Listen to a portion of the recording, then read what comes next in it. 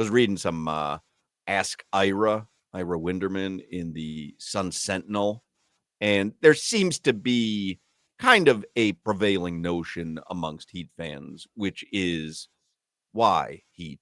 Like, why would you make Kel'el Ware and Niko Jovic untouchable? And it was Barry Jackson. Let me read you this tweet from Barry Jackson. I thought this was a fairly astute tweet. Let me find it. Barry Jackson from the Miami Herald. He says, if Ware and Jovic are viewed by the Heat as simply too valuable to trade for anyone except an in his prime perennial all-star, then I don't know how they can add a clear-cut number one to pair with Bam and Hero. And he's right. So if you're the Heat, you don't want to give up Bam or Hero. But you're also saying a couple guys on the team who are young, we're not giving them up either. But we need someone to pair with Bam and Hero. But you can't have our young guys, the ones who are valuable. So just give us someone. and Barry Jackson saying, how are you going to, if those are your parameters, again, by the way, I'm not making the case that the Heat should have made a deal for KD, but I do understand where the frustration would be, and I understand what Barry Jackson's saying there. If they're untouchable for an aging perennial all-star, and the only way you'd give them up is for a current young perennial all-star, how? It like doesn't matter. What are your assets? Well, you've got Bam and Tyler. But when I come to you like Phoenix did, okay, hey, this is a place KD wants to be. We want to help him out. What do you have for us? Haywood Highsmith and Pelle Larson. Like, really?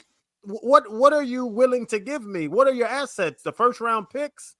Not until 2094. Like, what are we willing to give up? Do we have anything?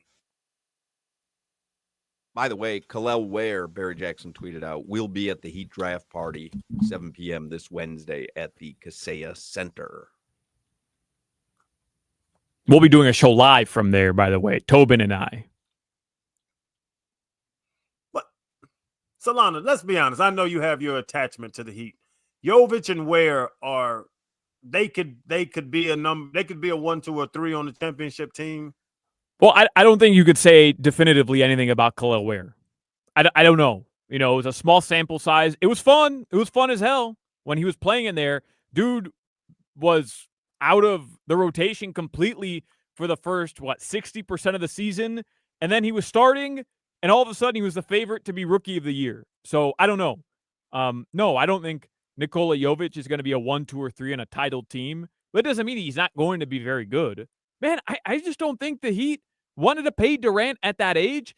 And I think that was it. The weird thing is, though, Pat Riley said in the postseason press conference, we have no problem taking on an aging veteran. That doesn't scare us off at all. So he kind of gave conflicting stories there. Well, maybe Kevin Durant was not the aging veteran that he had in mind. I mean, Russell Westbrook? I don't know. No. I think we all just assumed it was Kevin Durant, and maybe in his mind it wasn't. But because he said those comments, guys, when I'm reading prior to this trade going through, the difference between the Heat getting Kevin Durant or not and Phoenix accepting the terms was Kel'el Ware, I thought in the back of my mind, yeah, that just doesn't sound right to me. There has to be something more. A pick. Maybe it was Tyler Hero, or maybe it was a collection of all the guys. But to see this reporting where they didn't even offer Ware or Niko Jovic seems weird based on what Pat Riley told us. I don't think they wanted Kevin Durant. They wanted him at a bargain basement price. But they weren't going to get him. Hawk, look at the haul that Phoenix sent to Brooklyn for Kevin Durant.